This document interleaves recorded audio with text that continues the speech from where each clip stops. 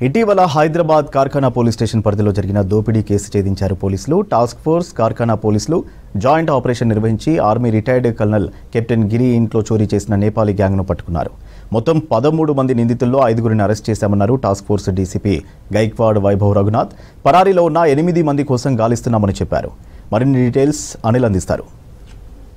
పనిచేయడానికి వచ్చే నేపాలీ గ్యాంగ్పై అంటే నేపాలీ దేశం నుంచి వచ్చే వర్కర్ల పైన నిఘా ఉండాలంటున్నారు పోలీసులు. ఎందుకంటే రీసెంట్గా కార్ఖానా పోలీస్ స్టేషన్ పరిధిలో ఒక ఆర్మీ మాజీ అధికారి ఇంట్లో జరిగినటువంటి చోరీని ఇప్పటికే టాస్క్ ఫోర్స్ పోలీసులు ఛేదించారు. సో ఆ విషయాలకు సంబంధించి మనతో పాటు task force DCP Vaibhav Gaikwad ఉన్నారు. సో ఆ సార్ అడిగి తెలుసుకున్నాం. సార్, ఎట్లా ఈ కేసును ఛేదించారు? సో మొత్తం నేపాలీ గ్యాంగ్ ఎంతమందిని ఛేదించారు, ఎంతమంది అబ్స్కాండ్ ఉన్నారు? మన కార్ఖానా పిఎస్ లిమిట్లో గత నెల 15-16 ఇంటర్వ్యూ నైట్లో ఒక రిటైర్డ్ ఆర్మీ ఎంప్లాయీ ఇంటికి ఇది డకీతి కేసు జరిగింది.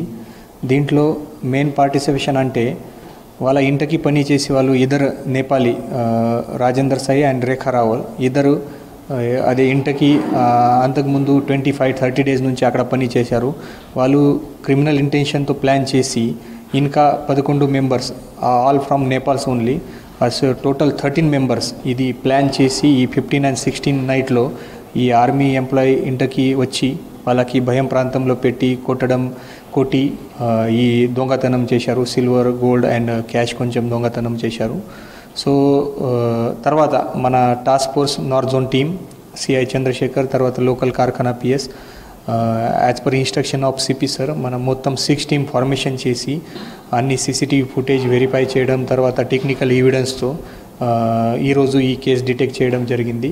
సో అవుట్ ఆఫ్ 13 మెంబర్స్ మన 5 పర్సన్కి అప్రెంట్ చేశాము. అండ్ ప్రాపర్టీ కూడా 73 grams silver, 23 grams 73 grams gold items, 23 grams silver items, cash 43,000 అది మన సీజ్ చేశాము. ఇంకా 8 అక్యూజ్ అబ్స్కాండింగ్లో ఉన్నారు. వాళ్ళ గురించి కూడా మన ఇన్వెస్టిగేషన్ నడుస్తుంది.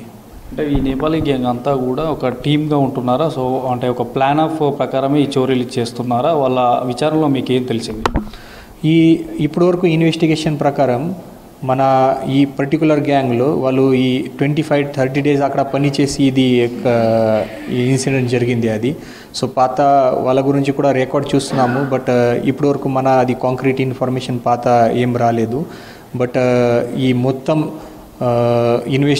ఫర్దర్ ఇన్వెస్టిగేషన్లో మనకు తెలిస్తే ఎవరైనా ఈ 13 మెంబర్లు కూడా పాత ఏదైనా ఆఫెన్స్లో ఇన్వాల్వ్మెంట్ ఉందా లేదా.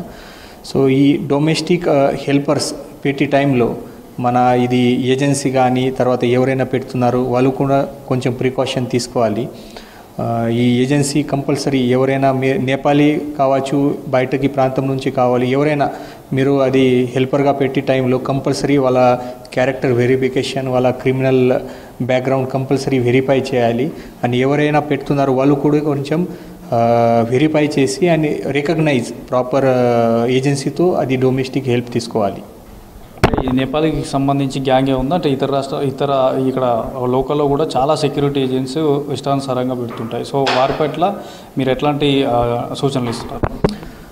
అది నేపాలీ నుంచి వచ్చి పర్సన్ కావచ్చు, తర్వాత మన లోకల్ కూడా వేరే ప్రాంతం నుంచి మన వచ్చి పర్సన్ అందరు క్రిమినల్ ఇంటెన్షన్ లేదు. ఈ కొంతమంది పర్సన్కి క్రిమినల్ ఇంటెన్షన్ ఉంది. దీని గురించి నేను చెప్తున్నాను కి ప్రతి పర్సన్కి మన క్యారెక్టర్ వెరిఫికేషన్, యాంటీసిడెంట్ వెరిఫికేషన్ చేస్తే తో కంపల్సరీ మన ప్రాపర్గా ఇది డొమెస్టిక్ హెల్ప్ కావచ్చు, సెక్యూరిటీ కావచ్చు, వీ క్యాన్ ప్రొవైడ్. అది 100% ప్రతి నేపాల్ నుంచి వస్తారో అంటే క్రిమినల్ మైండ్తో ఉంటారో అది లేదు అది. సో మన ఈ వెరిఫై చేసి కొంతమందికి ఇది వస్తుంది. అది రీసెంట్గా ఒక కేసు జరిగింది అది. సో దీని గురించి మన ఏజెన్సీ కంపల్సరీ ఇది క్యారెక్టర్ వెరిఫికేషన్ చేసి పెడితే నో ప్రాబ్లం అయితే. సో మొత్తానికైతే ఈ నేపాలీ దేశం నుంచే కాకుండా ఇతర రాష్ట్రాల నుంచి కూడా, ఇండియాలో ఉన్నటువంటి ఇతర రాష్ట్రాల నుంచి వచ్చేటువంటి వర్కర్స్ ఎవరైతే సిటీలో చాలా ఏరియాల్లో వర్కర్స్ అంటూ పని కోసం వస్తుంటారు, చాలా తక్కువ వేతనాలకు కోసం పనిచేసేవారు ఉంటారు. సో వారి పట్ల జాగ్రత్తగా ఉండాలి. ఇక సెక్యూరిటీ ఏజెన్సీలు కూడా అన్నీ వెరిఫై చేసి అంటే బ్యాక్గ్రౌండ్ కూడా వెరిఫై చేసి మాత్రమే విధుల్లోకి తీసుకోవాలంటున్నారు. లేనిచో ఇట్లాంటి సంఘటనలు పునరావృతం కాకుండా కూడా ఇప్పటికే టాస్క్ ఫోర్స్ టీమ్స్ కూడా తిరుగుతున్నాయి. సో ఇప్పటి వరకు ఈ ఎవరైతే అరెస్ట్ అయిన వారు ఉన్నారో ఇంకా కొంతమంది అబ్స్టాండ్గా ఉన్నారు. సో వారందరినీ కూడా త్వరలోనే పట్టుకుంటామంటూ కూడా task force DCP Vaibhav Gaikwad చెప్తున్నారు. వీడియో జర్నలిస్ట్ మధుతో అనిల్, V6 న్యూస్, హైదరాబాద్.